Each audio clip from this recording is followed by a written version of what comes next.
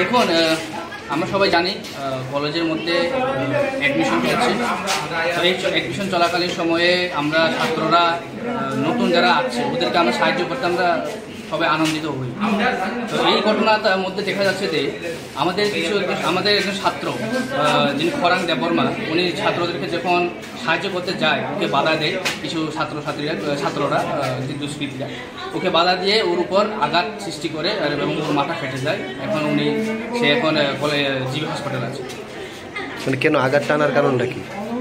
আঘাতটা বলতে গেলে এটাই যে ছাত্রদেরকে শুধু একটা পক্ষের মানুষ শুধু সাহায্য করবে, দ্বিপক্ষে করতে পারবে না।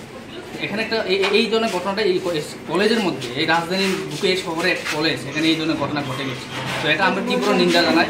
আমরা আজকে TSF ত্রিপুরা স্টুডেন্ট ফেডারেশনের পক্ষ থেকে আমরা প্রিন্সিপাল স্যারের সাথে দেখা করি এবং আমরা এই ধরনের ঘটনাকে আমরা স্যারকেও বলেছি এটা নিন্দনীয় ঘটনা, এই ধরনের ঘটনা কলেজে যাতে না হোক এবং যিনি করেছেন ওকে আইডেন্টিফাই করে যাতে শাস্তি দেওয়া হয়, সেটাই আমাদের দাবি। কারা করেছে কি আপনারা জানতে? না, কারা করেছে এখন আমরা জানি না, কিন্তু দেখা যায় যে সেখানে একটা সিসিটিভির কোনো ব্যবস্থা নেই। যদি সিসিটিভি ব্যবস্থা থাকতো তাহলে ওরা এটা আইডেন্টিফাই করতে পারতো। কিন্তু যিনি মার খেয়েছেন ও তো চিনে শেখে।